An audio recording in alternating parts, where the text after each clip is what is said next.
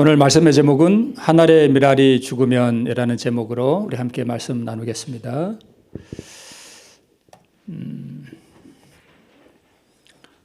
예수님께서 돌아가시기 얼마 바로 전에 예수님께서 예루살렘 성전 뜰에 계셨습니다. 그때 헬라 사람 몇 사람이 성전에 와서 빌립에게 우리가 예수를 배웁고자 하나이다 라고 부탁을 하죠. 그때 예수님께서 그 헬라 사람들의 면접 요청을 받으시고 하신 말씀이 뭐냐 하면 인자의 영광을 얻을 때가 왔도다라고 말씀하셨습니다. 그러면서 하신 말씀이 오늘 우리 본문에 나오죠. 한 알의 밀알이 땅에 떨어져 죽지 아니하면 한 알 그대로 있고 죽으면 많은 열매를 맺느니라 라고 대답하셨습니다.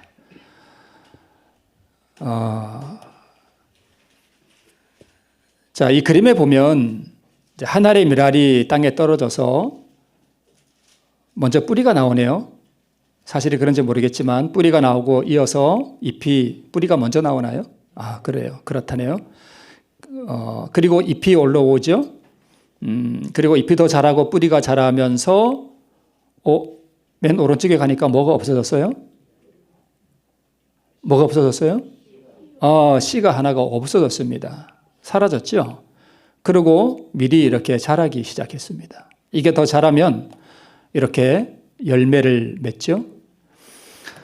자, 맨 왼쪽에 있던 저 한 알의 밀알이 사라지고 그 대신에 많은 열매가 나타났습니다.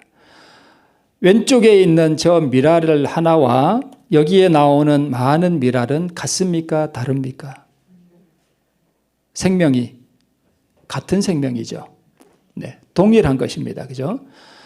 죽은 것 그리고 사라진 것과 똑같은 많은 것들이 지금 여기 이렇게 생겼습니다. 오늘 여기 한 알의 밀알이 땅에 떨어져 죽지 아니하면 한 알 그대로 있고 죽으면 할 때 이 죽으면이 무엇을 의미하는가 하면 바로 이 십자가 사건을 말합니다. 즉 예수님의 죽음을 말씀하시는 것이죠.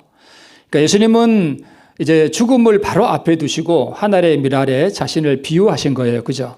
네. 자, 그러면 여러분 우리 질문을 한번 해볼까요? 예수님이 십자가에서 죽으셨나요? 네, 죽으셨죠. 그러면 무엇이 죽었습니까? 물론 예수님이 죽으셨죠. 그죠? 예수님이 죽으셨습니다. 자, 우리는 그 영원한 신성과 이 땅에서 난 이 육체가 어떻게 연합을 하는지 그 성육신의 신비를 우리는 이해할 수 없습니다. 인성과 신성이 아주 신비하게 연합되어 있었습니다. 예수님 안에. 그런데 십자가에서 이 인성이 죽었습니다. 그래서 십자가의 죽으심으로 말미암아 예수님의 그 신성과 인성이 분리가 됩니다. 그러면 십자가에서 죽은 것은 예수님의 인성이죠. 그렇죠? 사람이신 예수님이 십자가에서 죽으셨습니다. 그러면 십자가에서 예수님께 죽으실 때에 그분의 신성은 어떻게 됐을까요? 여러분, 신성이 죽을 수 있습니까? 없습니까? 죽을 수 없습니다. 그러면 예수님이 십자가에서 돌아가셨다고 할 때 분명히 인성은 죽은 게 맞는데 그러면 그분의 신성은 어떻게 됐을까 하는 것을 우리가 한번 생각해 볼 수 있습니다. 그렇겠죠? 네. 우리 마가복음 16장 6절 주의 말씀을 보면 그리스도께서 십자가에 달리셔서 죽으셨을 때 죽으신 것은 그의 뭐였다고요? 인성이었어요. 그런데 신성이 함몰되거나 죽지 않았다. 여러분, 신성은 죽을 수가 없는 것입니다. 그것은 불가능한 일이었다. 이렇게 기록하고 있습니다. 자, 예수님이 십자가에서 죽으실 때는 뭐가 죽은 거라고요? 인성이 죽은 거예요. 그런데 신성은 그 본질이 불멸이에요. 죽을 수가 없는 것입니다. 그렇죠? 네. 그런데 예수님은 한 알의 밀알이 땅에 떨어져 뭐 하면? 죽으면 이렇게 말씀을 하셨습니다. 인성은 죽었으나 신성의 생명은 죽는 것 자체가 불가능하기 때문에 신성의 생명은 죽을 수가 없는 것입니다. 그러면 예수님이 죽으실 때 인성은 분명히 죽었는데 그러면 그 신성의 생명은 어떻게 되었을까? 죽으신 예수님의 육체 안에 그대로 있었을까? 우리가 그 신비를 온전히 이해할 수는 없지만 큰 그림에서 우리가 이해할 수 있는 대략적인 그림을 그려보면 예수님이 죽으셔서 무덤에 들어가셨는데 그분의 육체 안에 신성의 생명이 그대로 있었다면 예수님이 죽으신 거예요? 안 죽으신 거예요? 이걸 신학적으로 참 뭐라고 대답하기는 좀 곤란한 문제이긴 한데 좀 논쟁거리가 있을 수도 있겠지만 상식적으로 차원에서 우리가 생각해 보면 예수님의 신성이 죽지 않고 그분의 육체 안에 그대로 있었다고 하면 어떤 의미에서는 예수님이 죽으신 것이 아닙니다. 그렇죠? 살아계신 거예요. 신성의 생명이 그 안에 있었기 때문에. 그래서 요한복음 10장 17절로 18절 우리 복음성경 주의 말씀을 보면 이렇게 되어 있습니다. 아버지께서 나를 사랑하시는 것은 내가 다시 목숨을 얻기 위하여 목숨을 뭐함이라? 버림이라. 이를 내게서 빼앗는 자가 있는 것이 아니라 내가 스스로 버리노라. 나는 버릴 권세도 있고 다시 얻을 권세도 있으니 이 계명은 내 아버지에게서 받았노라 하시니라. 네. 여기 이 말씀을 보면 인성은 분명히 죽었는데 신성은 뭐 하신 것 같아요? 신성의 생명을 죽지는 않습니다. 이 생명을 어떻게 하신 것 같아요? 버리셨어요. 그죠? 버리셨습니다. 예수께서는 십자가에서 자신의 영원한 그 신성의 생명을 뭐 하셨대요? 버리셨대요. 물론 인성의 생명도 버리셨다는 표현이 맞습니다. 그러나 자신의 그 영원한 신성의 생명도 뭐 한 것 같아요? 버리셨습니다. 그래서 우리 누가복음 23장 46절을 보면 예수께서 큰 소리로 불러 가라사대 돌아가실 때 아버지여 내 영혼을 아버지 손에 뭐 한다고요? 부탁하나이다 하고 이 말씀을 하신 후에 운명하셨다라고 기록하고 있습니다. 자, 그러면 여기 영혼이라고 하는 게 영혼 이게 헬라 말로 푸뉴마이거든요. 우리 많이 들어보셨죠? 푸뉴마라고 하는 것입니다. 이게 같은 거죠. 근데 이 푸뉴마는 무슨 뜻이냐 하면 호흡, 바람, 생기, 뭐 성령으로도 번역되고요. 이런 것을 뜻하는 구약의 루아흐라고 하는 말과 같은 표현입니다. 그래서 이 푸뉴마를 우리 신계훈 목사님이 쓰신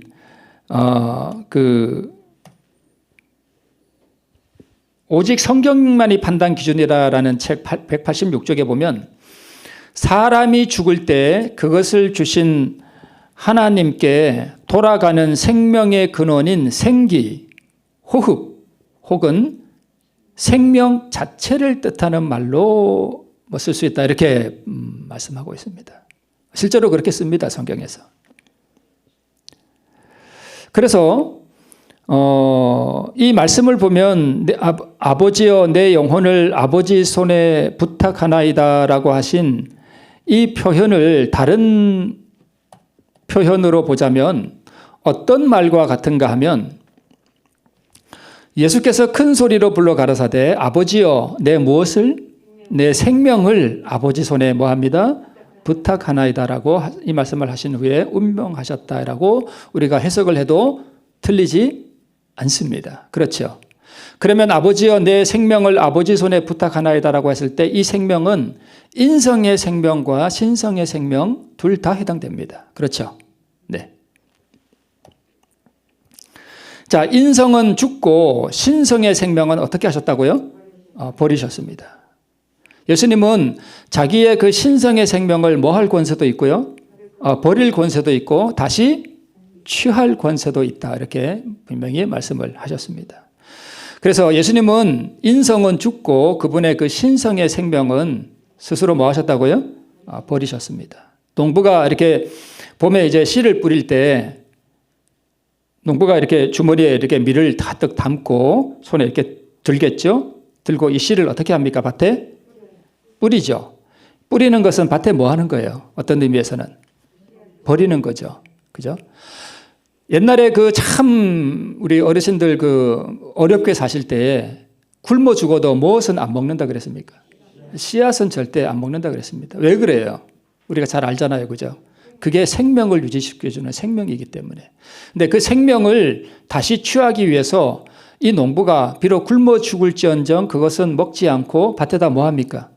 버리는 거예요. 그죠? 왜냐하면 그거는 없어지는 거니까. 그죠? 버리는 거예요. 그래서 예수님도 자신의 그 신성의 생명을 뭐 하신 거예요? 버리신 거예요. 왜냐하면 신성은 죽지 않습니다. 죽을 수가 없는 거예요. 그러면 신성은 불멸이에요. 그죠? 우리가 이걸 잘 알잖아요. 그죠? 그러면 왜 예수님께서는 자신의 그 신성의 생명을 버리셨을까? 버리셔야만 했을까? 여러분, 결론적으로 한번 말씀을 드리면 구원받은 사람들이 하늘에 들어갈 때에 아버지께로부터 생명을 받아야 되잖아요. 그죠? 그 생명은 신성의 생명일까요? 인성의 생명일까요? 신성의 생명이에요. 불멸의 생명을 받아요. 구원받는 사람들이 하늘에 들어갈 때 불멸의 생명을 받습니다. 죽지 않는 생명이에요. 그것을 부여받습니다. 그러면 예수님은 왜 자신이 생명을 버려서 죽는 십자가의 그 사건을 한 알의 밀이 땅에 떨어져서 죽으면 많은 열매를 맺는 것에 비유하셨을까? 예수님은 자기 농부가 이 생명인 이 밀을 땅에 버려서 그것을 땅에 묻으면 그것이 싹이 나고 그 곡식은 없어지지만 거기서 많은 열매를 맺는 것을 바라고 버리죠. 마찬가지로 예수님께서도 자기 신성의 생명을 땅에 버리셔서 그것으로부터 많은 무엇을 얻으려고 하신 거예요? 생명을 얻으시려고 하신 거예요.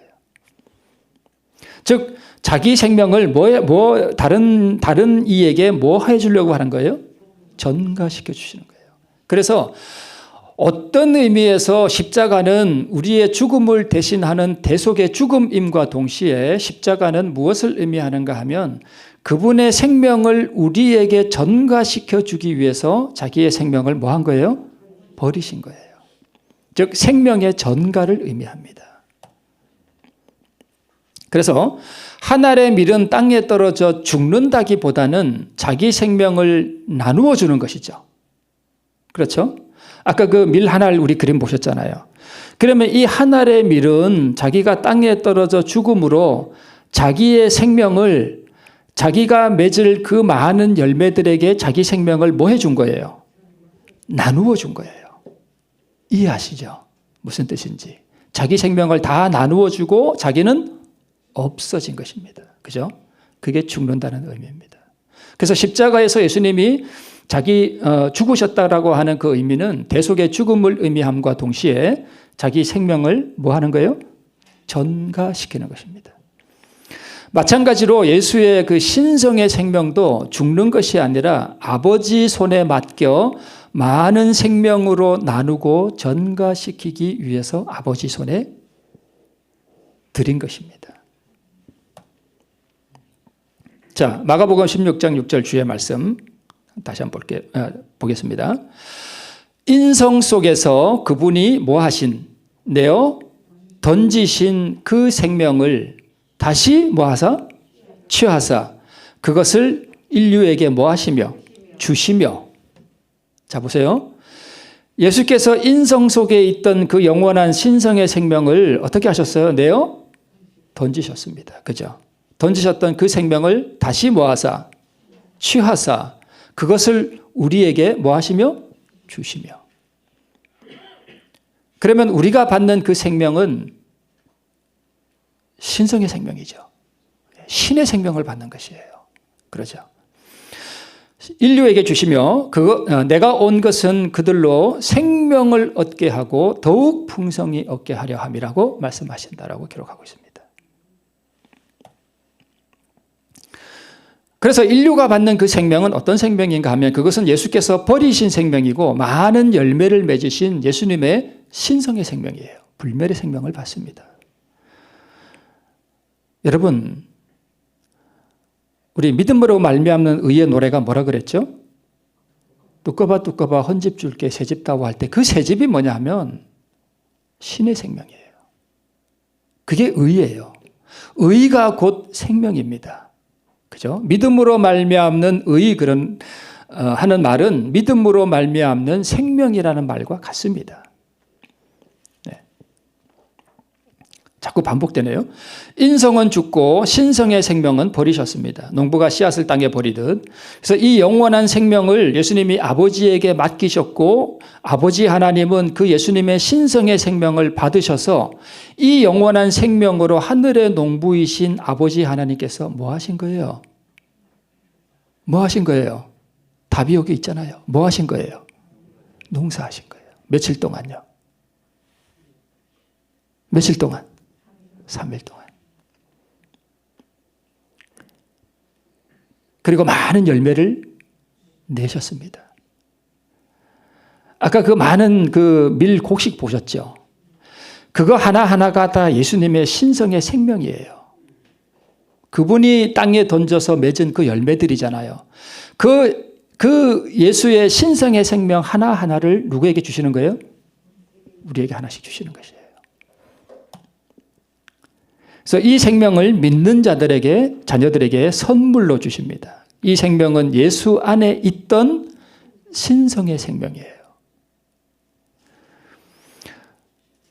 두꺼봐 두꺼봐 헌집 줄게 새집 다오 할 때 여러분 헌집은 가치가 없잖아요.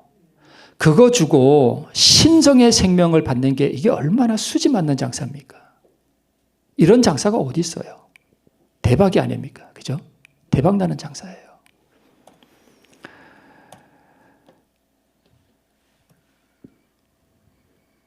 그래서 한 알의 밀이 땅에 떨어져 죽지 않으면 한 알 그대로 있고 하는 것은 예수께서 죽지 않으시면 그 생명 그대로 있다는 뜻이고 밀알이 죽으면 많은 열매를 낸다 하는 뜻은 예수께서 자기 생명을 버리면 나누어 줄 수 있는 많은 신성의 생명을 탄생시킨다는 의미입니다. 그래서 예수님께서 한 알의 밀알 비유를 하신 것입니다.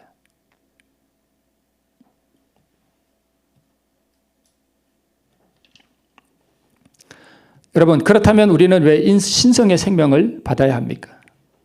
우리가 왜 신성의 생명을 받아야 하는가? 선악을 알게 하는 나무의 실과는 먹지 말라. 내가 먹는 날에는 정령 죽으리라 하시니라. 여기 붉은 글씨 볼게요. 먹는 날 뭐 하리라? 죽으리라. 아담이 언제 죽었다고요? 네. 죽었습니다. 네. 먹는 그날 죽었습니다. 근데 아담은 몇 살 살았어요? 930세를 살았거든요. 그러면 그 930세는 뭐예요? 이미 죽은 거예요. 아담은 선악과를 먹는 그날 이미 죽었어요. 그런데 아담은 하나님께서 그에게 부여하신 그 창조의 그 생명력을 930년 동안 그나마 유지했을 뿐이에요. 나뭇가지가 이렇게 있는데 나뭇가지에서 잎을 딱 따버리면 금방은 뭐 한 것 같아요? 살아있는 것 같죠. 그러나 이 나뭇잎은 본질적으로 뭐 한 거예요? 죽은 거예요. 왜요? 나무에서 뭐 했기 때문에? 떨어졌기 때문이에요. 죽은 거예요. 그렇죠. 아담은 먹는 그날 죽었습니다.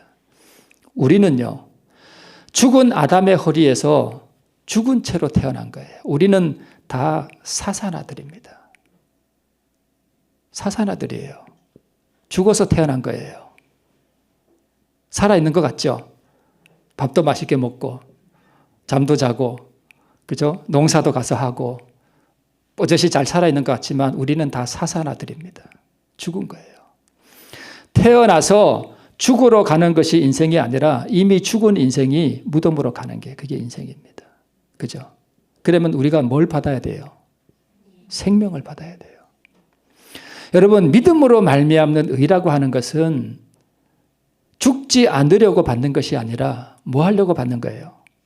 살려고 받는 거예요. 우리는 다 죽었어요. 아담은 먹는 그날 뭐 했다고요? 죽었습니다. 그래서 계시록 3장 1절에 사대교회에 보낸 그 편지에 보면 너희가 살았다 하는 이름은 가졌으나 뭐한 자로다? 죽은 자로다. 이 생명은 영원한 신성의 생명을 말하는 거예요. 그죠? 이 신성의 생명이 없으면 죽은 거예요. 우리가 거듭나야 하는 이유는 우리가 죽은 상태에서 출생했기 때문에 우리가 생명을 받아야 된다는 뜻입니다. 그래서 거듭나야 한다는 것은 죽은 상태에서 생명을 받아 부활하는 거예요. 부활하는 것은 주께서 흩어 나누신 그 영원한 신성의 생명 중 하나를 뭐한 거예요? 하나를 내가 받는 것입니다. 이 부활에 참여할 때 우리는 비로소 하나님의 아들, 딸이 되는 것입니다. 여러분, 예수님을 하나님의 뭐라고 그래요? 아들이라 그러죠. 왜 예수님이 하나님의 아들일까요? 제가 질문 하나 드려볼게요. 예수님이 언제 진짜 하나님의 아들이 됐습니까? 하늘에서 성육신 하시기 전에? 아니면 성육신 하실 때? 아니면 부활할 때? 세 가지 중에 언제일까요? 부활할 때. 누가 대답하셨어요?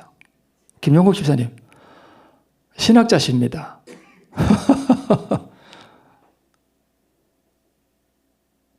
자, 보세요. 이 아들로 말하면 육신으로는 다윗의 혈통에서 나셨고 이미 나셨죠. 성결의 영으로는 이 다윗의 혈통에서 난 육신이 뭐 했습니까? 죽었습니다. 신성과 인성이 분리됐습니다. 그런데 이 죽은 가운데서 뭐하여? 부활하여 능력으로 하나님의 아들로 뭐 했으니? 인정되셨으니 곧 우리 주 예수 그리스도시니라. 여러분, 왜 예수님이 하나님의 아들인가 하면 예수님이 자기 그 영원한 신성의 생명을 완전히 버리셨죠. 우리를 위해서, 우리에게 전가시켜주기 위해서 완전히 버리셨습니다.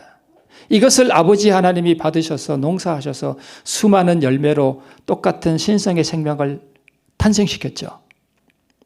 이걸 신학적으로 증명하라 그러면 좀 난해한 면은 있습니다만은 하늘의 미랄이 땅에 떨어져 하는 그 내용으로 보면 그래요.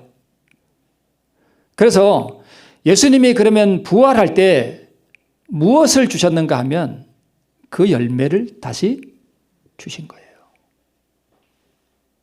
그러면 여러분, 예수님을 누가 부활시켰습니까? 누가 예수님에게 생명을 주었습니까? 아버지 하나님이 주신 거예요. 예수님이 아버지 손에 맡기셨던 그 영원한 신성의 생명을, 버리신 그 신성의 생명을 아버지 하나님이 다시 예수님에게 뭐 하신 거예요? 주셨어요. 생명을 주신 분은 뭐라고 그래요? 아버지라 그러고 생명을 받은 이는요? 아들이라 그러는 거예요. 그래서 부활하실 때 아버지 하나님께로부터 그 신성에 버리셨던 생명을 다시 받음으로 말미암아 그분이 뭘로 인정되신 거예요? 아들로 인정되신 거예요. 그래서 진짜 성육신은 부활 때 하신 거예요. 아들이 버린 영원한 생명으로 농사하여 많은 열매를 얻으셨고 이 열매 중 하나를 예수님께 주셨고 그래서 진실된 의미에서 예수님은 하나님의 아들이 되셨고요. 맏아들이 되신 거죠. 그렇죠. 그 많은 열매 중 하나를 믿는 자녀들에게 또한 선물로 그 이후에 계속 뭐 하셔요? 주시면 예수님은 아버지 하나님의 맏아들이 되시고 우리는요. 예수님의 뭐가 되는 거예요? 동생이 되는 거죠. 그렇죠. 그래서 예수님을 우리의 아버지 하나님의 맏아들이라 그러잖아요. 그렇죠? 아버지께서 이 생명 중 첫째로 예수께서 주시고 모든 믿는 자들에게 차례로 하나씩 주심으로 이거 그렇죠? 이 신성의 생명, 열매를 맺으신 이 신성의 생명 하나하나를 그렇게 주신다는 것입니다. 그래서 예수께서는 하나님의 맏아들이 되시고 모든 자녀들에게는 맏형님이 되시는 것입니다. 그럼으로써 예수님은 완전히 우리 중 하나가 되신 거예요. 그렇죠? 우리와 똑같이 되신 거예요. 그래서 요한복음 5장 26절에는 아버지께서 자기 속에 생명이 있음같이 아들에게도 뭘 주어? 생명을 주어 그 속에 있게 하셨고. 그러면 여기 아들은 예수님도 되면서 동시에 누구도 될까요? 우리도 되는 것입니다. 그렇죠. 이게 얼마나 놀라운 복음인지 모릅니다.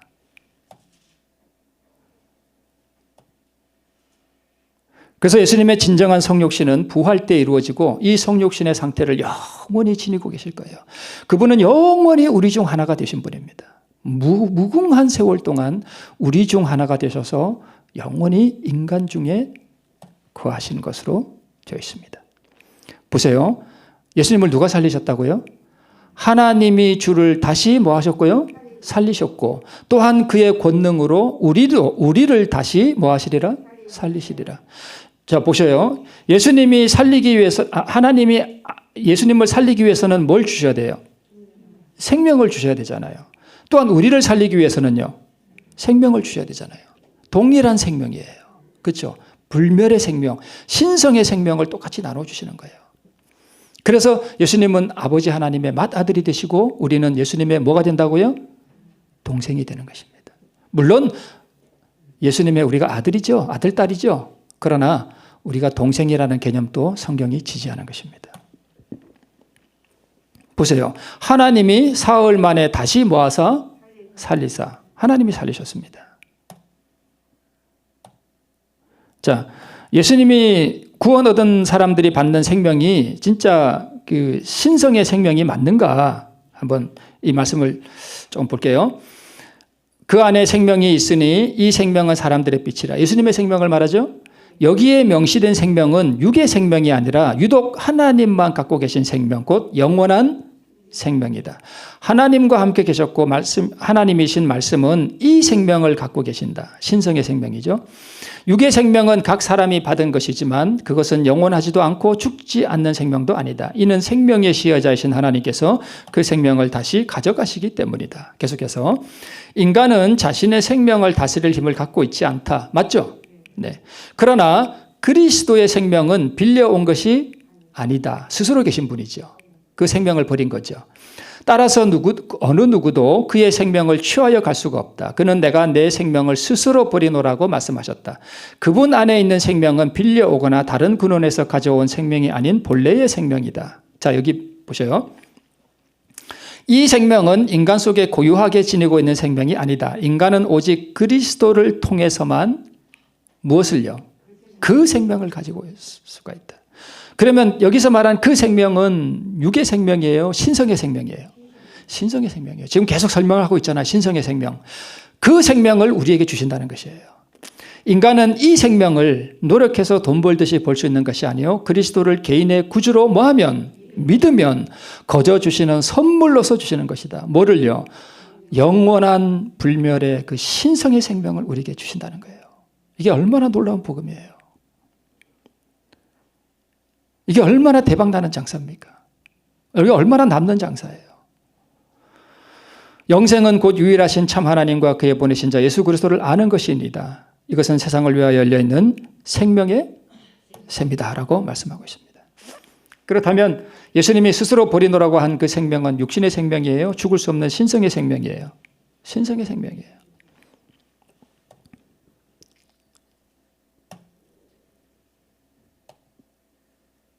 우리는 언제 부활합니까?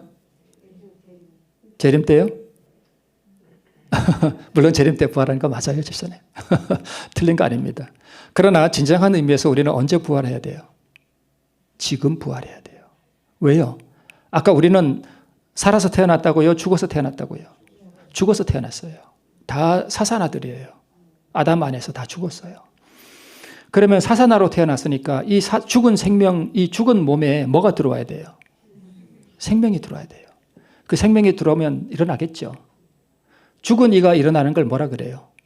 부활이라 그러잖아요. 부활은 무덤에서도 물론 부활이지만 우리는 언제 부활해야 되는가 하면 믿음으로 말미암아 지금 부활해야 됩니다. 지금. 그렇죠? 지금 부활해야 돼요. 재림 때 부활하는 거요? No. 지금 부활해야 돼요. 우리는 지금 부활해야 됩니다. 이게 이스라엘 무덤이 이렇게 생겼어요. 바위를 파가지고 저 안에 무덤 시신을 넣고 그리고 이 돌을 굴려가지고 입구를 이렇게 막아놔요. 이거는 예수님도 이런 무덤에 들어가셨고 나사로도 이런 무덤에 들어가셨어요.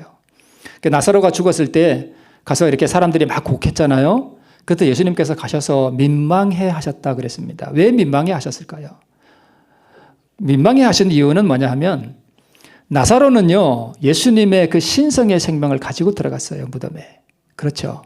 그런데 곡하는 사람들은요, 생명이 없었습니다. 그러니까 죽은 자가 산 자를 위해서 지금 뭐 하는 거예요? 울고 있는 거예요. 슬프다고.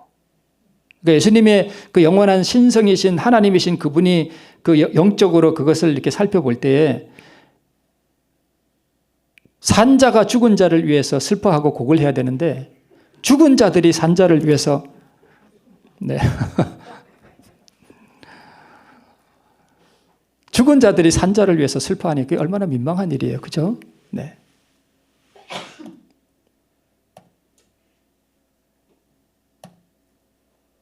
자, 그러면 아까 우리 교과 공부할 때 이주환 목사님께서도 그렇게 말씀하셨죠. 바울 서신의 특징이 뭐라고요? 그러므로. 신학적으로 이렇게 전개한 다음에 그러므로 우리가 이렇게 뭐 해야 된다? 살아야 된다. 이렇게 말씀하셨잖아요. 그죠?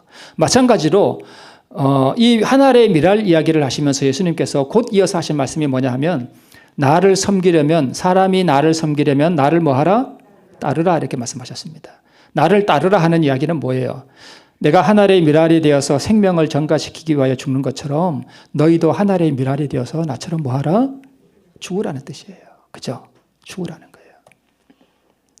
나와 같이 하나의 미랄로 십자가에서 너희도 죽으라. 십자가가 뭡니까?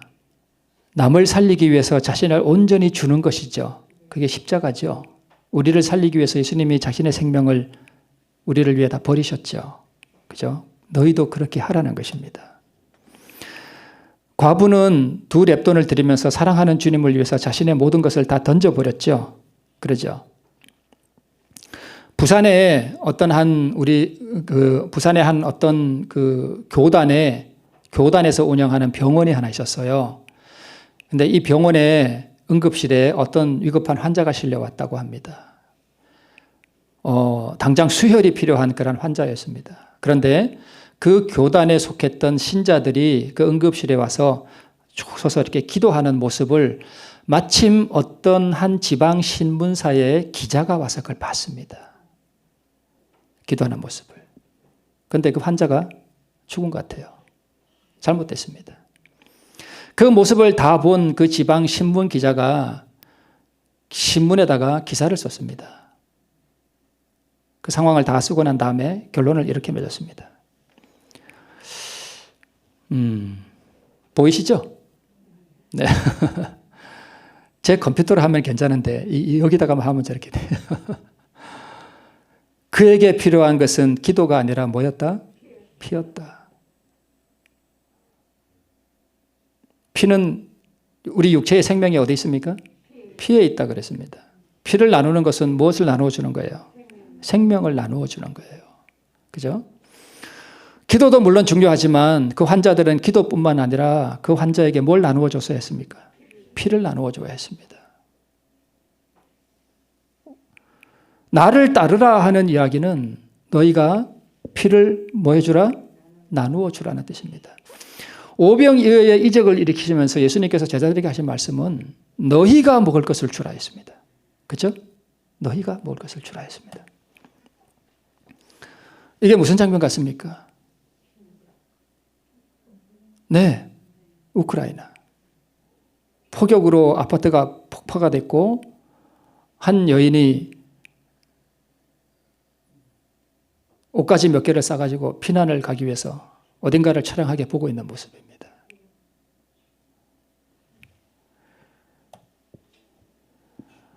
한 아이가 어떤 상황인지는 잘 모르겠지만 지금 피난을 나와 있는 상황 같고 이 피난 중에서도 뭔가 그림을 이렇게 그리고 있는 모습 같습니다. 이것은 무슨 장면 같습니까? 네, 산불이 난 것 같죠? 얼마 전에 강원도에서 난 산불입니다.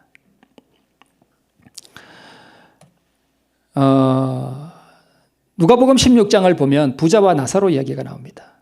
부자는 날마다 호화라에 연락하는데 나사로라 이름하는 거지는 그 부자의 집 대문에서 뭐 하고 있어요? 구걸하고 있는데 개들이 와서 그 헌대를 핥았다 그랬습니다. 그런데 그것을 설명하면서 청지기 보내는 권면 이렇게 말씀하고 있습니다. 자기 자신만을 알고 그리스도께서 위하여 죽으신 자들을 돌보는데 뭐한 사람들은 무관심한 사람들은 생명의 떡을 먹지 않고 구원의 샘물을 마시지 않는 자들이라고 할 수 있다. 무엇을 먹지 않고요? 생명을 먹지 않고.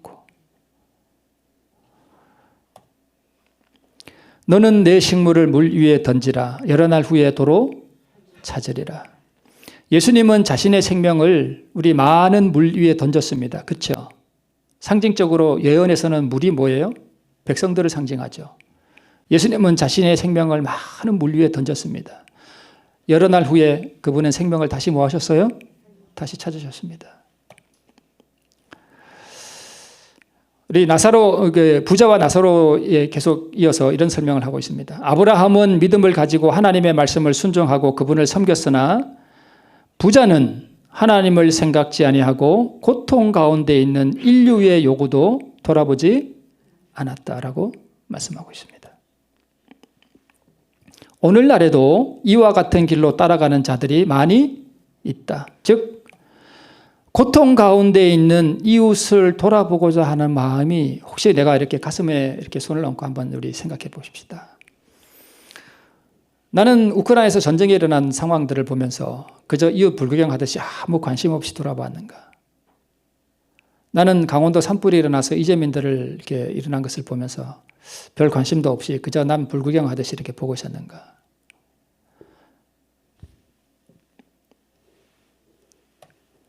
부자가 그랬다는 것입니다. 오늘날에도 이와 같은 길로 따라가는 자들이 많이 있다. 비록 그들이 침례 교인이기는 하나 거듭나지 못했다. 그들이 교회 예배에 참석해서 하나님이여 사슴이 시냇 물을 찾기에 갈급함 같이 내 영혼이 주를 찾기에 갈급하나이다라고 읊을지라도 저희는 그것이 거짓임을 드러내고 있다. 그들은 하나님께서 보실 때에는 가장 극악한 죄인보다 더 의롭지 않다라고 말씀하고 있습니다. 오늘날 우리가 교회에 와서 하나님이여 제가 주님을 찾습니다. 하나님이여 우리에게 복 주시옵소서 하고 예배는 드릴지라도 우크라이나나 또는 아프리카나 또는 여기 한국이라도 내 이웃이나 고아들이나 이런 이웃들을 위하여 내 가진 것을 나눌 수 있고 내 피를 나누어 줄 수 있는 그러한 헌신의 마음이라든가 동정심이 없이 살아가고 있다면 그 사람의 신앙은 거짓이고 그런 사람은 하나님께서 보실 때는 세상의 살인자들, 그죠? 무슨 간음을 행하는 사람들, 이런 사람들보다 조금 더 의롭다고요? 아니요. 더 의롭지 못하대요. 더 의롭지 못하대요. 한 알의 밀알이 땅에 떨어져 죽으면 많은 열매를 맺는데 우리도 그와 같이 땅에 떨어져서 내 생명, 내 피, 내 가진 재물, 내 가진 애정들을 이웃의 고통을 위하여 헌신하고 나눌 수 있는 마음이 없다면 하나님께서 보실 때는 그 신앙은 거짓이고 세상에 막걸리 마시고 쌈박질하는 사람들보다 결코 더 의롭지 못하다라고 말씀을 하고 계십니다. 고통당하는 이웃이 요구하는 바에 관심을 가지고 자기 것을 아낌없이 사랑으로 나누는 이, 자기 생명을 땅에 버리는 이, 그는 신성의 생명을 나누어 받는 사람입니다. 여러분, 우리가 예수님께서 자신의 생명을 버려서 우리를 살리신 그 영원한 대속의 은혜와 또 자기 생명을 우리에게 전가시켜 주신 그 영원한 사랑의 은혜를 우리가 감동을 하는 것이 참 아름답습니다. 그러나 우리가 그 감동이 내 안에서 다른 사람에게로 흘러나가지 아니하면 우리의 모든 신앙은 다 헛것입니다.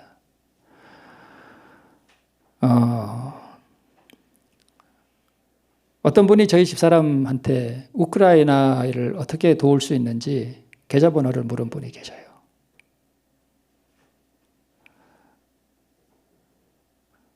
우리가 남에게 자선을 행했다고 해서 꼭 구원받는다는 보장은 없지만 남에게 내 가진 것을 나누는 경험이 없이 구원받는 경우는 없습니다. 그것을 이해하십니까? 그죠? 저는 우리 주천교회 우리 성도님들이 개인적으로 다 그렇게 하시리라고 믿습니다. 그러나 혹 우리가 하늘의 미랄이 땅에 떨어져 죽는 것과 같은 그런 삶이 내 안에서 내 고통당하는 이웃을 돌아보는 마음이 전혀 없이 자기 자신만을 위하여 사는 그러한 삶을 살고 있다면 우리는 그리스도와 함께 십자가에 못 박히는 경험을 하는 것이 아니며 영원한 생명에 동참하는 것이 아님을 우리가 알 수 있습니다. 오늘 내 자신을 한번 돌아보시고 예수와 함께 내가 십자가에서 죽고 내가 가진 것들을 내 고통당하는 이웃들을 위하여 아낌없이 헌신할 수 있는, 그래서 영원한 신성의 생명에 참여하는 우리 모두가 되시기를 바라면서 말씀을 줄이겠습니다.